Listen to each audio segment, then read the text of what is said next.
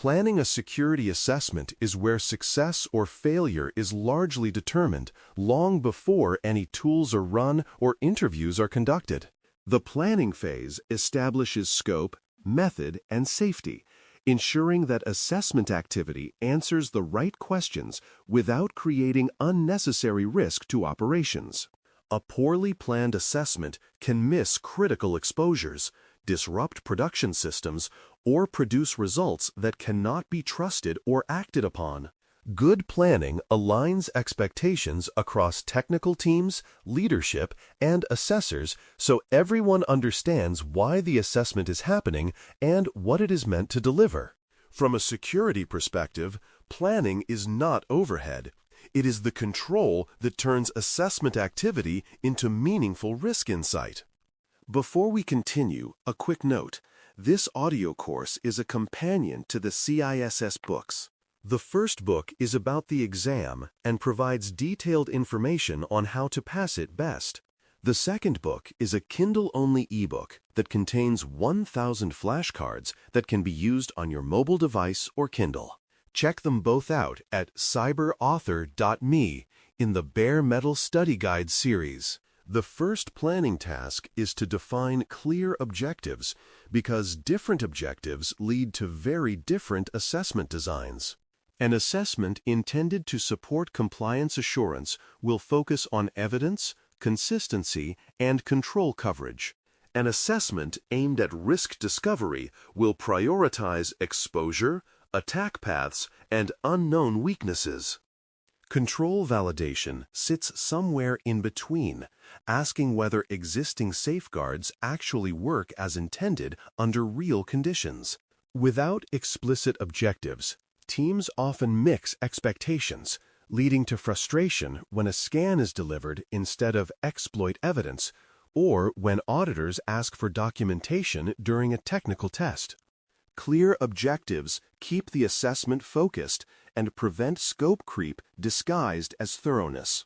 Once objectives are defined, in-scope assets, environments, and dependencies must be identified deliberately to avoid surprises.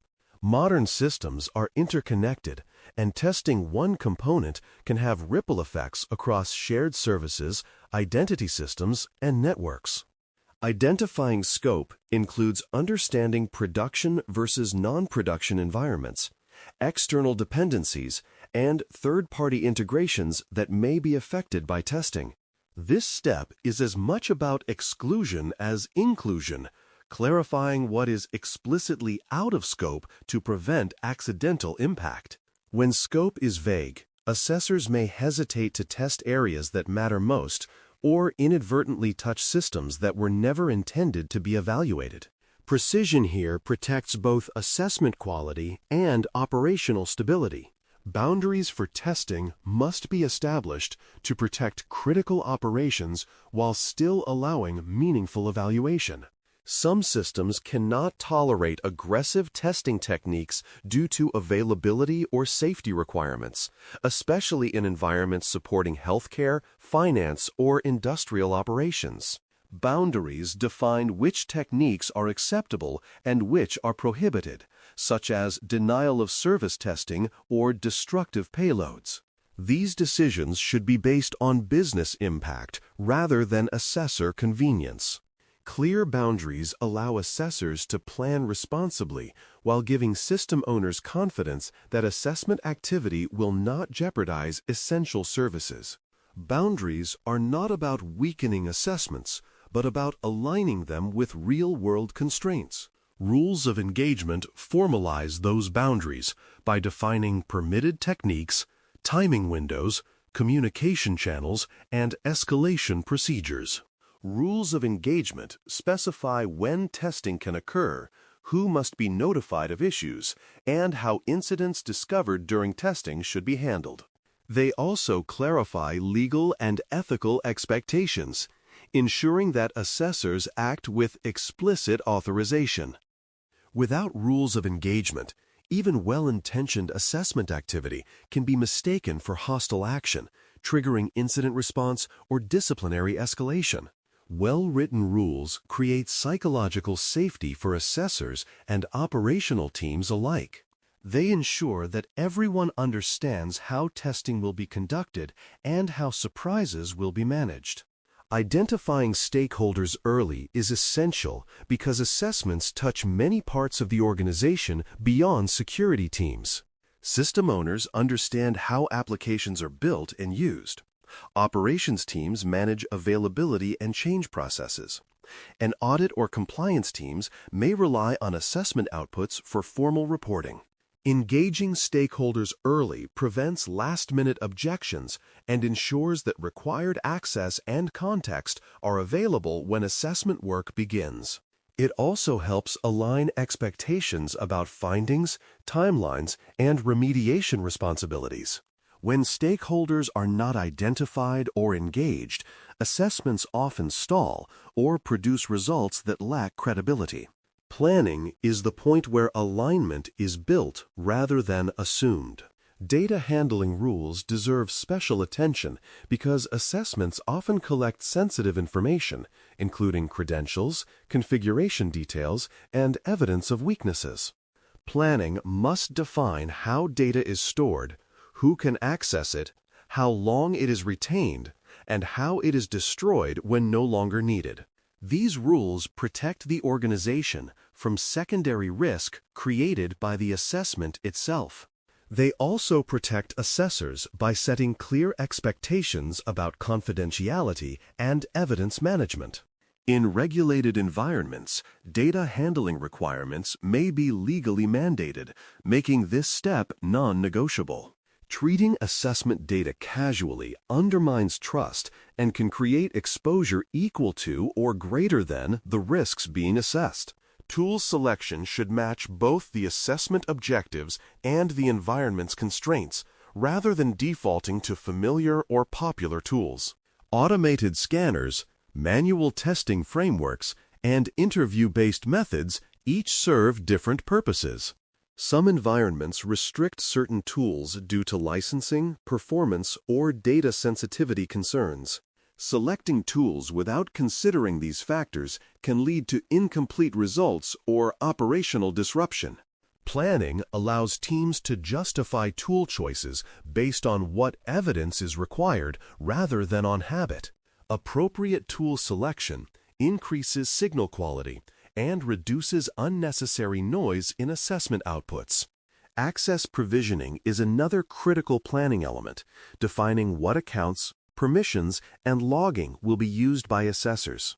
Access should be sufficient to meet assessment objectives without exceeding what is necessary, reflecting least privilege even in testing scenarios. Provisioned accounts should be documented, time-bound, and monitored to ensure accountability. Logging requirements should ensure that assessor activity is visible and distinguishable from malicious behavior. Poorly planned access can either cripple an assessment or introduce unnecessary risk by granting excessive privileges. Careful provisioning ensures that testing activity is both effective and defensible. Sampling methods are necessary when full coverage is impractical, which is common in large or complex environments.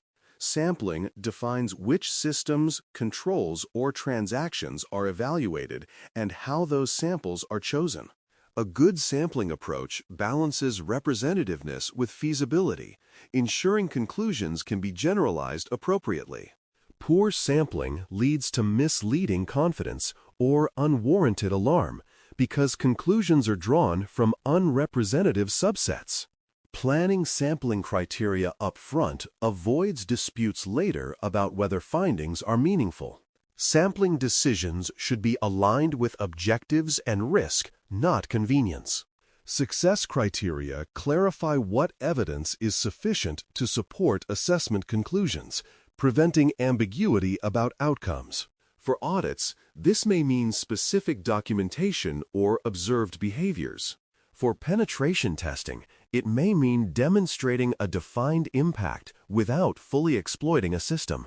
For vulnerability assessments, it may mean validated findings above a certain severity threshold. Without success criteria, assessments can drift endlessly or end prematurely without delivering value. Clear criteria help assessors know when objectives have been met and help stakeholders interpret results confidently. Success criteria turn assessment activity into a measurable process rather than an open-ended exercise. Scheduling is often underestimated but critical because assessment activity intersects with maintenance windows, change freezes, and operational cycles. Testing during peak business periods increases risk and may limit what assessors are allowed to do. Coordinating schedules ensures that testing does not conflict with planned changes that could invalidate results or create confusion. It also ensures that stakeholders are available to respond if issues arise. Planning schedules carefully demonstrates respect for operational realities while preserving assessment integrity. Poor scheduling is one of the fastest ways to undermine goodwill toward security efforts. Defining deliverables up front ensures that assessment results are usable by their intended audience. Deliverables should specify reporting format, severity definitions, and how findings will be tracked through remediation. Technical teams may need detailed evidence, while executives may need summarized risk narratives. Aligning deliverables with audience needs prevents reports from being ignored or misunderstood. It also ensures that assessment outputs feed directly into remediation and risk management processes. Clear deliverables transform assessment results into action rather than archived documents. Strong planning keeps security assessments safe, relevant, and reproducible by aligning objectives, scope, and execution from the outset. It protects operations while enabling meaningful testing, and it ensures that collected evidence supports defensible conclusions. Planning integrates stakeholders, tools, access, and data handling into a coherent framework rather than leaving them to chance. When assessments are planned well, results can be trusted and acted upon with confidence. In that sense, planning is not merely preparation. It is the foundation that makes assessment work worth doing at all. Thanks for listening. For more audio courses, daily newsletters, and more, please visit baremetalcyber.com.